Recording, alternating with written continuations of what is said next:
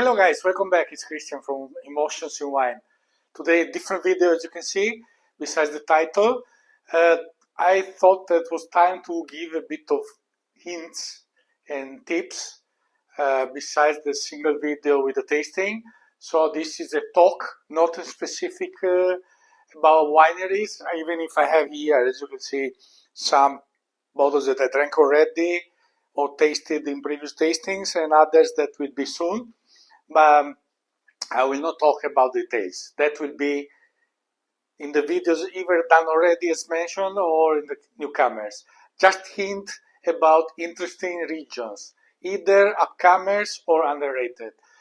Taste in general is changing, not just in the wine industry, but in the wine industry is our topic. So lately there is the young are drinking much less alcohol in general and wine. But even the older, when they go into passion mode, they move away from the usual Cabernet, Bordeaux, etc.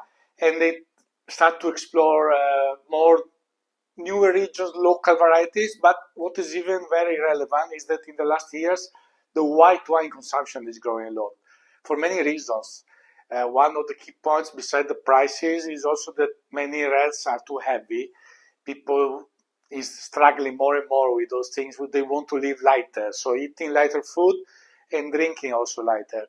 In fact, I can confirm that some of my best performing videos so far, even if the numbers are still very small, are some of the white wines. Etna Bianco in particular. Here we have something that we tasted. That is the very hot region in Italy, as I mentioned in those videos, and even in the one in Enoteca in Trieste. So below in the description links if you want to go to see Etna Bianco and Etna Rosso. I plan to do another one with some cruise. Not sure yet if white or red, most probably red. Is the hottest region, as I said in those videos, in Italy for plenty of reasons. Volcanic is something hot in the last years, not just from Italy, also from Hungary and other regions around the world. Then it's very special, it's very touristic, so a lot of people get to know the things. So the volcano, very high, still Sicily, but is not Sicily in a way because high altitudes, cooler, then local varieties, so everything is special. That is really a must for wine connoisseurs, even one passionate only, who want to discover different things. So, similar concept, even if for different reasons, can be a bit Sardinia. So Sicily overall have other interesting things upcoming, but Etna is the key for all the things I mentioned. Sardinia is still very niche, will remain like that for plenty of reasons. Far away, very isolated, smaller majority besides the big names. The rest is very small wineries, so they struggle to sell around out of Italy.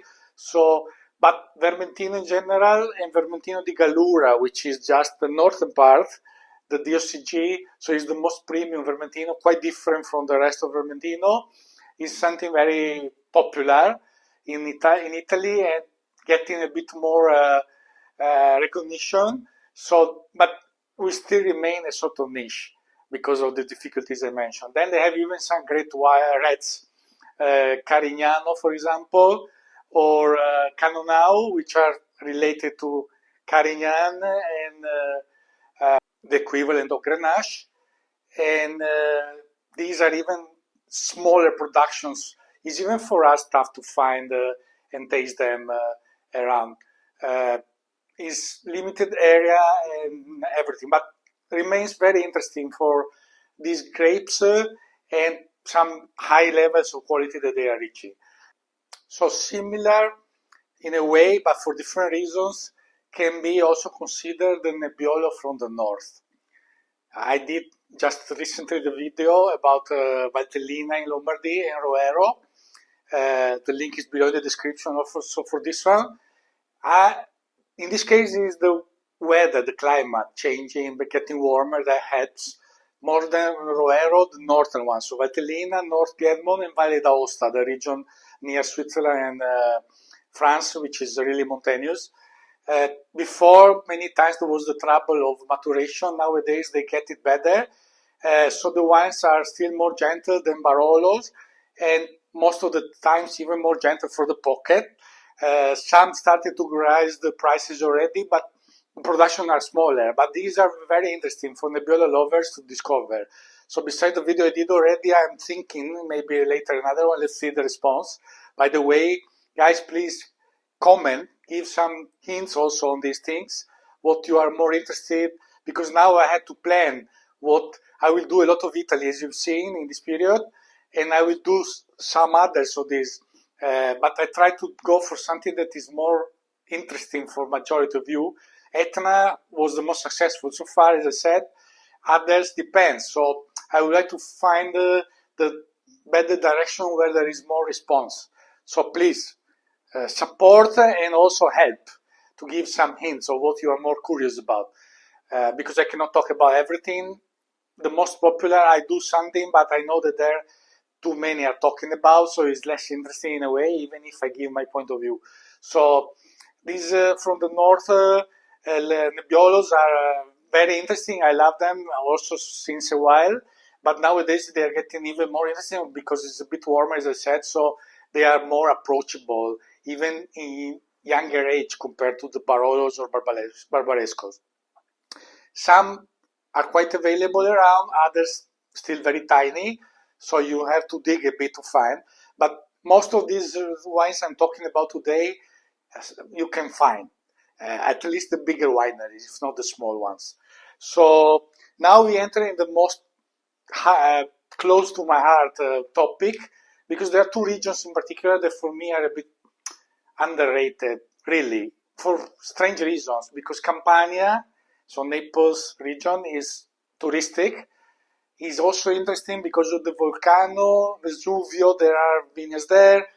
There are even inner in Irpinia, which is the most famous region, on the mountains at 500-700 meters. There is still some volcanic soil from the ashes of the volcanoes, both Vesuvio and another one in the neighboring region. And then you have the islands like Ischia and Amalfi Coast, which is very hot tourist destination and is upcoming with their really heroic winemaking, farming on those steep slopes. Majority there are local varieties, but they have also Aglianico, the red. So really incredible overall. So it's very interesting. All local varieties. They have plenty of DOCGs. That is already a sign that it's one of the best regions. If I will remember, is by far the number one for DOCGs in all the south, middle south, south of Tuscany, of course. So, and prices are still reasonable. And the character of the wines and longevity, because I had many whites, Greco and Fiano, they can age very well. Irpinia, as I said, is continental, late harvest in October, wines that have a complexity, a minerality, a longevity, besides the rest, Taurasi, called the Barolo of the South, so it's Aglianico grape. I spent few words before in the first tips, but I will start to do some tastings about Campania soon. That is already planned. Here we have a couple of bottles representative, but as I said today, I don't talk about the wineries individually.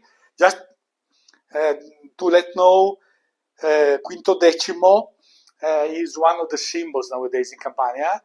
That is expensive, but is something that a mention is needed. But we will taste it later on. So that is really surprisingly still underrated. Prices are still worth, as I said. Some things can be expensive, some reds, and even some whites, like this Quinto Decimo, but for what he's doing. But in general, there is still a good value for money. And even in Italy, in the north, not many still drinking them often. So that is a bit of a surprise to me. But the biggest surprise of all is Alto Adige. You can see I have several bottles because it's really a very diverse region, even more than Campania probably. Not more, much about the soils, more about the wines that they are making, because soils are, that is all mountainous region, so you have mostly limestone, clay, limestone sand, and then some other rocky, can be a bit dolomite or some others. but majority is that kind of rocks, very mineral, some steep vineyard, even up to 1,000 meters in Alto Adige. Alto Adige is near Austria. Trentino Alto Adige is the region. And so they have a very diverse climates also, because it's a bit Mediterranean, but then you have the Alps, the cool winds, the excursion there is crazy. So the whites, of course, are the most beneficial. Uh, and they have a huge diversity of situations, even the altitudes, etc. So they make outstanding Chardonnay, outstanding Sauvignon, Pinot Bianco, as we call it in Italy, Rieslings, Kerner, which is very local, even if it's also in the Germanic countries, and then still Lagrein, local grape, and then the Pinot Noir, and then also Merlot and Cabernet. So very diverse. Is a region that was always focused on the German countries. So for these reasons, probably they are not that popular in other. In Italy, of course, yes, they are very relevant, but outside, you know them less. Living abroad, I saw that there is much less space for Alto Adige than other regions, even neighboring.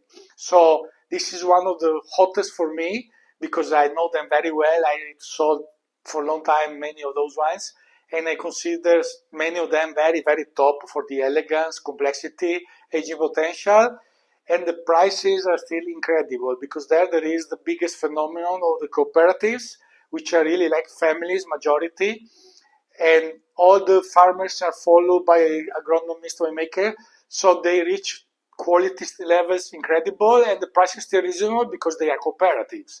So the regular wines are still 10-15 euros, which you cannot find almost anywhere anymore, just in the south of Italy somewhere or in Hungary somewhere, but in really few places, even the planet. So this is really surprisingly very underrated. As you can see from the bottles, here we have Kerner, Chardonnay, Pinot Noir.